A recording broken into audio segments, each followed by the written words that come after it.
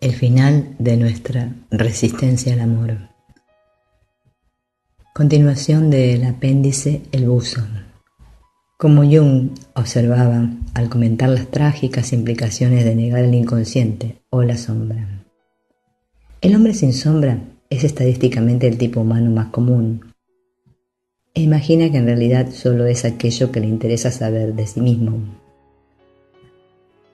Por desgracia, ni el llamado hombre religioso ni el hombre de pretensiones científicas son la excepción a esta regla.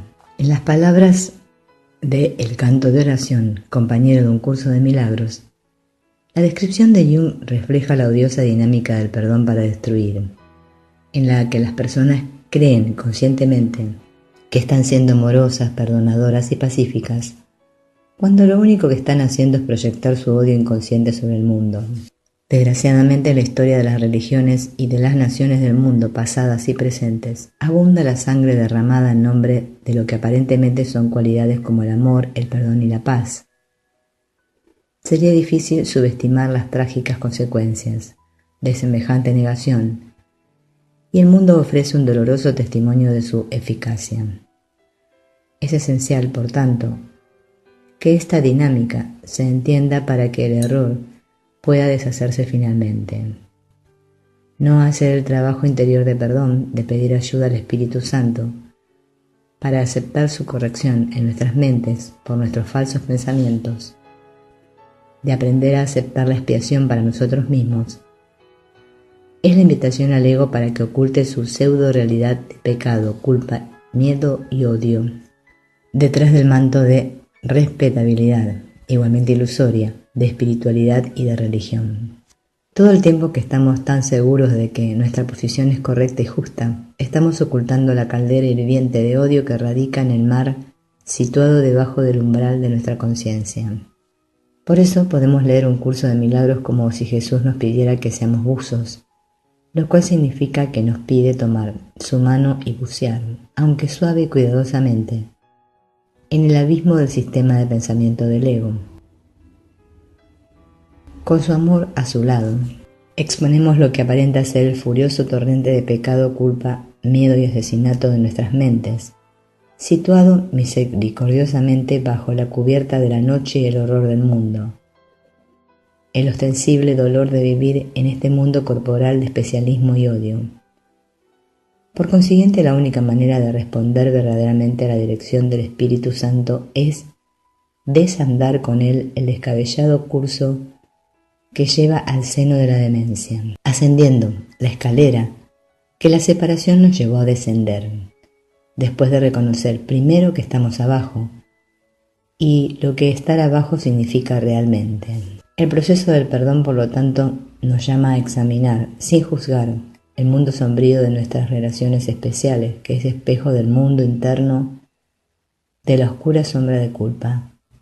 Este es el mundo movido por la culpa que veríamos entonces. La aceptación de la culpabilidad en la mente del Hijo de Dios fue el comienzo de la separación, de la misma manera en que la aceptación de la expiación es su final.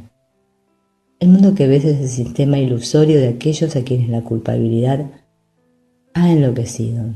Contempla detenidamente este mundo y te darás cuenta de que así es. Pues este mundo es el símbolo del castigo y todas las leyes que parecen regirlo son las leyes de la muerte. Los niños vienen al mundo con dolor y a través del dolor. Su crecimiento va acompañado de sufrimiento y muy pronto aprenden lo que son las penas, la separación y la muerte.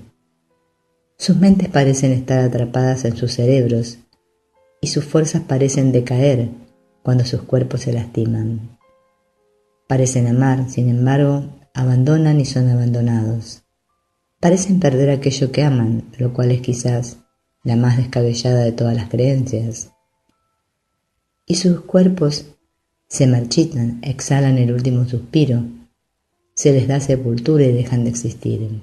Ni uno solo de ellos ha podido dejar de creer que Dios es cruel.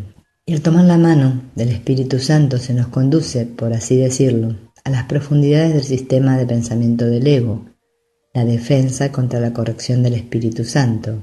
Pero el ego, símbolo de nuestro miedo, se defiende para preservar su identidad. Un curso de milagros nos enseña que necesitamos mirar la oscuridad que creemos que está en nuestras mentes. Pero el ego nos dice, en respuesta, que si lo hacemos nos volveremos piedra, al igual que las víctimas de Medusa, y seremos destruidos. Este aspecto del arsenal defensivo del ego tiene que verse como el truco que es. De lo contrario, siempre seguiremos teniendo miedo de este siguiente paso, lo cual nos conduce inevitablemente a elegir el perdón para destruir del ego, en el que, repito, atacamos, pero lo llamamos amor, perdón y paz, en lugar del verdadero perdón que nos ofrece el Espíritu Santo. Estas no son sino unas cuantas expresiones de la táctica del ego para inducir al miedo. A medida que te acercas a tu origen, experimentas el miedo a la destrucción de tu sistema de pensamiento, como si se tratase del miedo a la muerte. Es muy probable, por lo tanto, que el ego te ataque cuando reaccionas amorosamente, ya que te ha evaluado como incapaz de ser amoroso y estás contradiciendo su juicio. El ego atacará tus motivos tan pronto como estos dejen de estar claramente de acuerdo con la percepción que él tiene de ti. En ese caso es cuando pasa súbitamente de la sospecha a la perversidad, ya que su incertidumbre habrá aumentado. Según se aproxime la luz, te lanzarás a la oscuridad huyendo de la verdad, refugiándote algunas veces en cosas menos temibles y otras en el terror más absoluto.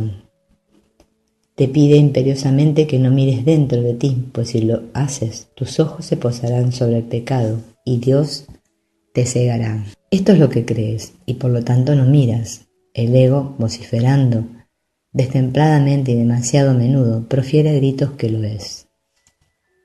Sin embargo, un sueño no puede escapar de su fuente, la cual es siempre la mente del soñador, donde el sueño comienza y el único lugar donde puede deshacerse en verdad. Al mirar hacia adentro con Jesús, nos damos cuenta con gratitud de que este miedo es todo fabricado. El ego no es esta masa turbulenta de energía caótica y diabólica, sino que al igual que la malvada bruja en El Mago de Oz, es una insignificante e inocua masa de nada que se disuelve en la dulce presencia de la verdad. Es el simple cambio de mentalidad, al pasar del ego al Espíritu Santo, lo que elimina la realidad del sistema de pensamiento del ego. Por eso Jesús nos exhorta a mirar el aparente contenido del sueño secreto y nos consuela para que no le temamos a lo que solo parece estar en el interior. No tengas miedo, por lo tanto, pues lo que estarás viendo es la fuente del miedo y estás comenzando a darte cuenta de que el miedo no es real. No tengas miedo de mirar en tu interior. El ego te dice que lo único que hay dentro de ti es la negrura de la culpabilidad y te exhorta a que no mires. En lugar de eso te insta a que contemples a tus hermanos y veas la culpabilidad en ellos. Mas no puedes hacer eso sin condenarte a seguir estando ciego, pues aquellos que ven a sus hermanos en las tinieblas y los declaran culpables, en las tinieblas en las que los envuelven, tienen demasiado miedo de mirar a la luz interna. Dentro de ti no se encuentra lo que crees que está ahí y en lo que has depositado tu fe. Dentro de ti está la santa señal de la perfecta fe que tu Padre tiene en ti. ¿Puedes acaso ver culpabilidad allí donde Dios sabe que hay perfecta inocencia? Puedes negar su conocimiento, pero no lo puedes alterar. Contempla pues la luz que Él puso dentro de ti y date cuenta de que lo que temías encontrar ahí ha sido reemplazado por el amor.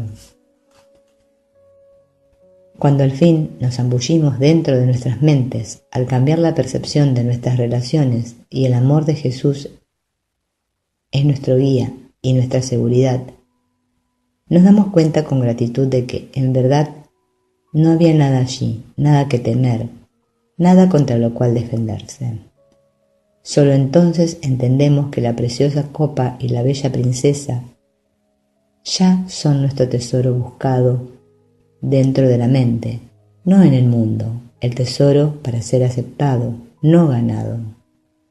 Damos gracias que a cambio de todo esto renunciaste a lo que no era nada.